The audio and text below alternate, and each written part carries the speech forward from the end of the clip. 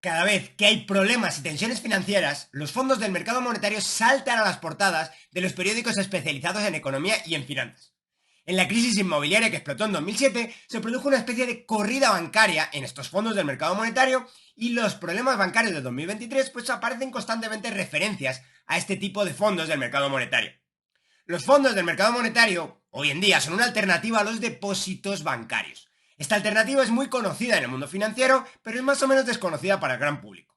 Los fondos del mercado monetario son competencia directa entonces del sector bancario tradicional, una competencia que cada vez parece que gana más terreno y parece que acorrala al sector bancario tradicional. Ponte cómodo que en este vídeo vas a aprender qué son los fondos del mercado monetario, vas a ver por qué aparecen históricamente y también vamos a hacer un repaso de su historia y veremos cómo de importantes son hoy en día. Así que venga, vamos allá. Los fondos del mercado monetario se pusieron de moda en los años 70 como alternativa a los depósitos bancarios por la imposibilidad de los bancos, por regulación, de pagar tipos de interés elevados en un entorno inflacionario. Para explicar la aparición de los fondos del mercado monetario nos tenemos que remontar a la famosa regulación Q que se emitió como parte de la Glass-Steagall Act en 1933, también con motivo de la Gran Depresión. La regulación Q impedía pagar interés a los bancos por sus depósitos a la vista e imponía a los bancos también un tipo máximo que podían pagar al resto de depositantes. El tipo máximo establecido por la regulación Q pues no generó demasiados problemas durante algún tiempo. En un entorno de inflación pues relativamente controlada, con excepción del final de la Segunda Guerra Mundial, el tipo de interés de mercado pues se mantuvo más o menos bajo y los bancos consiguieron formas alternativas para compensar a sus depositantes. Básicamente pagaban lo que podríamos llamar un tipo de interés implícito. Ahora vamos a ver eso en detalle. Al final, para que pues, cualquier precio máximo genere algún tipo de problema, pues se necesita que el precio de mercado se sitúe por encima de ese precio máximo. En caso contrario, pues como bien nos recuerda la economía, el precio máximo pues no va a generar ningún efecto. El problema con la regulación Q apareció exactamente en los años 70. Y es que desde el final de los años 60, la inflación se dispara y llega a ser de doble dígito en algunos años.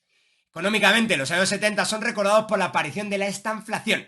En los años 70 la economía mundial pues sufrió un estancamiento económico y también cifras de inflación desbocadas. Y hay que recordar, curiosamente, que esta situación en la macroeconomía neokeynesiana que imperaba en ese momento se consideraba básicamente un imposible. Y bueno, el caso es que la inflación de los años 70 provocó oleadas sucesivas de política monetaria restrictiva por parte de la Fed, lo que generó subidas en el tipo de interés de corto plazo pues bastante profundas, como se puede ver o como podéis ver en el gráfico que ya veis en pantalla. La inflación pues no se controlaría hasta entrado los años 80 y el nivel de tipo de interés pues no se normalizaría o más o menos normalizaría hasta el inicio de los años 90.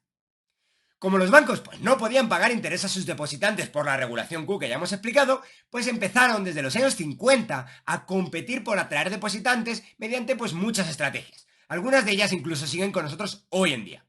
Los bancos empezaron a ofrecer pagos en especie a los depositantes en forma de regalos, entre comillas esos regalos, pero bueno, forma de regalos en forma de diferentes tipos de bienes de consumo.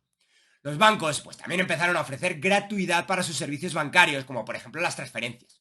Y los bancos también empezaron a ofrecer tipos de interés preferenciales en préstamos vinculados a las propias cuentas de depósito. En definitiva, que ante la imposibilidad de ofrecer tipos de interés explícitos por la regulación Q, pues los bancos ofrecían el pago de un tipo de interés implícito en forma de pagos en especie pues de diversa índole, como los que acabamos de ver. Desde el final de los años 60, con el repunte de la inflación que ya hemos hablado de los tipos de interés a corto plazo, los pagos en especie de los bancos pues ya no eran suficientes para competir por los fondos de los depositantes. Esto básicamente pues obligó a los gerentes bancarios a desarrollar su creatividad empresarial. Y en 1974 se desarrollaron las denominadas Now Accounts. Estas cuentas se popularizaron curiosamente también un poquito más adelante, pero desde el 1976. Estas Now Accounts son una forma de depósito a la vista, pero que por temas técnico-legales pues se pudieron librar de la prohibición de pago de interés incluida en la regulación Q. En cualquier caso, igualmente, pues poco tiempo después se estableció un tipo máximo del 5% de interés para estas Now Accounts. En concreto, desde el 76 que se popularizan hasta el año 86, que es la fecha en la que ya se elimina la mayor parte de los límites a los pagos de intereses en depósitos. Y bueno, esto se iba a mantener hasta el año 2011, donde se permanece hasta ese año la imposibilidad de pagar intereses en los depósitos a la vista tradicionales. Bueno, como ya veis en el nuevo gráfico en pantalla, durante la práctica totalidad de los años 70, el tipo de interés de corto plazo del mercado fue superior al límite impuesto a las Now Accounts del 5% que ya hemos dicho. De hecho, el pago de intereses de las Now Accounts se mantuvo pegado o fijado al límite impuesto del 5% para todos los bancos que las ofrecían, lo que significa que en este caso ya se ve claramente que el precio máximo impuesto pues sí ejercía una influencia significativa en el mercado. La imposibilidad del sector bancario tradicional de luchar por fondos en el mercado monetario es lo que provocó que la creatividad humana, que siempre va por delante del gris regulador, generara una alternativa a la represión financiera impuesta desde Washington. Y es precisamente, justamente en este punto, donde se popularizan los fondos del mercado monetario. Por tanto, los fondos del mercado monetario son una alternativa a los depósitos bancarios en un ambiente de represión financiera, donde la regulación impide pagar tipos de interés altos, por la represión financiera, en un entorno de inflación muy elevada, lo que llamaríamos represión monetaria. Lo primero que llama la atención es que estos fondos del mercado monetario son eso, son fondos de inversión, no son, o al menos no se parecen en nada, a simple vista al menos, a los depósitos. Por tanto, estos fondos del mercado monetario pues no parecen un sustituto perfecto de los depósitos tradicionales, por lo que parece que es un poquito complicado que estos fondos puedan competir con el sector bancario tradicional. Pero los fondos del mercado monetario tienen algunas características particulares que los hacen muy similares a los depósitos. Para ver las similitudes entre estos fondos del mercado monetario y los depósitos, vamos a empezar explicando el concepto de Net Asset Value o NAV. El Net Asset Value o NAV de una participación en un fondo de inversión no es más que el valor realizable de los activos que posee ese fondo de inversión, neteados eso sí por los pasivos que tenga el propio fondo. Esa cifra que conseguimos se divide entre la cantidad de participaciones del fondo y así obtenemos el NAV. Por tanto, en el numerador tendríamos algo muy similar a lo que llamaríamos patrimonio propio de cualquier empresa. Y en el denominador tendríamos pues algo muy similar al número de acciones de la propia empresa. El NAV, por tanto, pues se asemeja bastante a lo que sería el valor por acción de cualquier empresa, o al menos el valor en libros. El NAV de esas participaciones en los fondos de inversión son actualizadas periódicamente. Evidentemente, cuando cambia el valor de los activos del fondo de inversión, pues también cambiará el valor de esas participaciones en el fondo. Y es que al final ese es el valor básicamente de lo que aportaron los inversores. Por tanto, el NAV de los fondos de inversión se mueve, como ya hemos dicho, constantemente. Es decir, el valor de las aportaciones de cualquier persona a un fondo está constantemente moviéndose. Por tanto, un fondo de inversión pues no parece el mejor instrumento para competir en el mercado monetario con los depósitos tradicionales de los bancos. Los depósitos del sector bancario tienen, por decirlo de alguna manera, bloqueado, si queréis poner entre comillas ese bloqueado, el valor en términos de dólar. Si uno deposita $1.000 en un banco, su valor no será de $950 o de $1.050 en función de lo bien o mal que lo hagan las inversiones del banco. Solamente en caso de que el banco efectivamente quiebre, pues los depósitos podrían valer realmente menos. Sin embargo, en un fondo de inversión, el valor de las participaciones, como ya hemos visto, pues sí fluctúa constantemente. Y aquí es donde entra la particularidad de los fondos de inversión del mercado monetario. Su Net Asset Value o NAV está bloqueado en $1.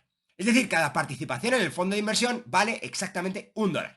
Si el fondo de inversión da beneficios, el NAV sigue bloqueado en $1 y se paga la diferencia como si fueran intereses. Si el fondo de inversión tiene pérdidas, mientras esas pérdidas no sean muy grandes, en concreto si el NAV no baja o no cae por debajo de 0,975, el NAV sigue bloqueado en $1. Es decir, a todos los efectos, cada dólar aportado en un fondo del mercado monetario vale exactamente $1. Solamente cuando las inversiones del fondo las hacen ya muy mal, se rompe la paridad con el dólar, que es lo que en terminología o jerga financiera se llama break the back. Por tanto, y gracias a ese bloqueo, especie de bloqueo del NAV en $1, los fondos del mercado monetario compiten por los fondos a corto plazo muy líquidos del mercado monetario con el sistema bancario tradicional. Al final, cada participación en el fondo tiene un valor bloqueado de $1 de la misma manera que un depósito tiene bloqueado su valor en términos de dólar. Bueno, ya hemos visto entonces la gran diferencia de los fondos del mercado monetario con los depósitos. Esos fondos, pues ya hemos dicho que ofrecen participaciones bloqueadas en $1, pero no ofrecen depósitos. Veamos algunas diferencias más. La primera es la deuda versus equity. Y es que los depósitos son una forma de deuda del banco, mientras que las participaciones en el fondo son, en última instancia, participaciones en las propias inversiones que hace el fondo. El banco, mediante la emisión de depósitos, se compromete al pagar al depositante pues una cantidad determinada de dinero base. Ese compromiso pues es simplemente eso, una deuda. El fondo monetario, en claro contraste, pues sí tiene una especie de fondos propios o equity y las participaciones en el fondo pues no son deuda, son títulos de propiedad sobre el propio fondo. En el sector bancario tradicional, el depositante es un acreedor del banco. En el fondo monetario, el depositante es en realidad un partícipe, un inversor en un fondo. La segunda diferencia es el fondo de garantía de depósitos. Y es que los depósitos en Estados Unidos están garantizados por el fondo de garantía de depósitos hasta un monto de $250.000. En Europa usualmente están protegidos por un valor un poquito menor, de 100.000 euros, aunque también creo que puede variar un poquito entre países. Y otras legislaciones pues básicamente asegurarán otros montos. En Estados Unidos, curiosamente, el Fondo de Garantía de Depósitos, el FDIC, se crea de la misma oleada de regulación financiera que surge de la Gran Depresión, que como ya hemos comentado también crea la propia regulación Q. La idea, básicamente, era proteger a los depositantes minoristas y supuestamente poco sofisticados del actuar de los bancos, aunque realmente, así entre nosotros, lo que se quería evitar era el pánico bancario o financiero y que los depositantes sacaran sus depósitos cuando intuían que un banco iba mal o podía quebrar. Las participaciones en los fondos monetarios, pues como ya hemos dicho, no son depósitos, y al no ser depósitos no están garantizadas por ninguna agencia pública o cuasi pública. Si el fondo del mercado monetario invierte mal, los partícipes podrían perder todos sus ahorros o una parte importante de ellos. Curiosamente, pues se cuentan con los dedos de la mano los fondos del mercado monetario que hicieron un break the back. Más curioso todavía es que los fondos del mercado monetario que hicieron un break the back, sus participantes recuperaron la práctica totalidad de las inversiones. Y bueno, ya hemos visto las diferencias por el lado del pasivo entre los fondos del mercado monetario, las participaciones y el sector bancario tradicional, los depósitos. Vamos a ver ahora las diferencias por el lado del activo. Los bancos históricamente pues han estado divididos en banca comercial y banca de inversión. La banca comercial era la encargada de intermediar en el mercado monetario y la banca de inversión era la encargada de intermediar en el mercado de capitales. Ya sé que en la actualidad la banca de inversión no es exactamente esto, pero bueno, para que nos entendamos, históricamente siempre ha sido así. En cualquier caso, el mercado monetario, que es el mercado que intermedian los bancos comerciales, es un mercado típicamente de muy corto plazo, dedicado a aplazar pagos. El mercado de capitales, por su lado, pues es un mercado típicamente de largo plazo, dedicado a financiar proyectos productivos, pues que muchas veces maduran a varios años vista. Después de la Primera Guerra Mundial, esta subdivisión de la banca básicamente se pierde casi absolutamente y actualmente prácticamente todos los bancos, se llamen comerciales, de inversión o como sean, o corporativos, realizan un descalce de plazos. Y esto significa básicamente que se financian a corto plazo en el mercado monetario e invierten a largo plazo en el mercado de capitales. Es decir, los bancos contemporáneos invierten principalmente a largo plazo. El instrumento concreto en el que lo hacen pues va a depender del tipo de banco que sea, pero puede ser mediante préstamos hipotecarios o préstamos al consumo, tarjetas de crédito, mediante la compra de bonos o mediante la emisión de garantías, sabe Dios, pero siempre instrumentos a largo plazo. Los fondos del mercado monetario, ahora vamos a ver la diferencia, fondos del mercado monetario invierten principalmente en instrumentos de muy corto plazo. Típicamente invierten en deuda pública de corto plazo o papel comercial o similares emitido por instituciones privadas también a muy corto plazo. También pueden emitir en certificados de depósito o repos, que son básicamente instrumentos financieros también emitidos a muy corto plazo. Curiosamente, y bueno, también salvando un poquito las diferencias, los fondos del mercado monetario se parecen bastante a los antiguos bancos comerciales que solo intermediaban el mercado monetario, es decir, que solo invertían a corto plazo y emitían pasivos también a corto plazo con una forma más o menos monetaria. Esta es una de las razones por las que estos fondos pues, son bastante estables. Y es que el riesgo de tipo de interés, que es básicamente el cambio del valor del activo ante cambios en el tipo de interés, es un riesgo que afecta muchísimo al activo del sector bancario porque están a muy largo plazo y tiene un impacto muy limitado en el activo de los fondos del mercado monetario, básicamente porque están a muy corto plazo. Y bueno, por último, ya para terminar el vídeo, pues nos queda ver cómo se han ido moviendo las cantidades o los fondos del mercado monetario desde que aparecen en los años 70 hasta hoy. Vamos a compararlo también con el movimiento de los depósitos. Como podéis ver en el gráfico que tenéis ya en pantalla, los fondos del mercado monetario crecen con fuerza desde poco después de su aparición. En el año de su inauguración, que es el año 1974, como ya hemos dicho, los fondos del mercado monetario apenas terminan el año con 8.000 millones de dólares, que a lo mejor os parece que es mucho dinero, pero que era apenas el 0,3% del mercado monetario. Por cierto, son dólares constantes del año 2012, no son dólares corrientes. En 1982, estos fondos del mercado monetario llegaron a contar con 475.000 millones bajo gestión, lo que era equivalente ya al 15% del mercado monetario, es decir, crecieron como la espuma, muy rápido, era la alternativa a la represión financiera. Como podéis ver, estos fondos pues tocaron techo en el 35% de todo el mercado monetario dos veces, una en el año 2001 y más tarde en el año 2008. Y actualmente se encuentran entre el 20 y el 25% de todos los fondos del mercado monetario.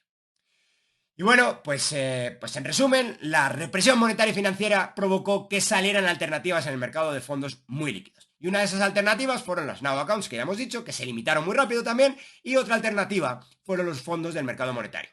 Estos fondos del mercado monetario pues, son la principal competencia que tiene hoy el sector bancario tradicional y tienen una cuota de mercado cercana al 25%. Y bueno, con eso acabamos este vídeo. Si te ha gustado, déjame like, suscríbete al canal y dale a la campanita. Y si quieres colaborar conmigo, pues en el primer comentario te dejo mi cuenta de Patreon y el enlace a una billetera de Bitcoin. Nos vemos en el próximo vídeo.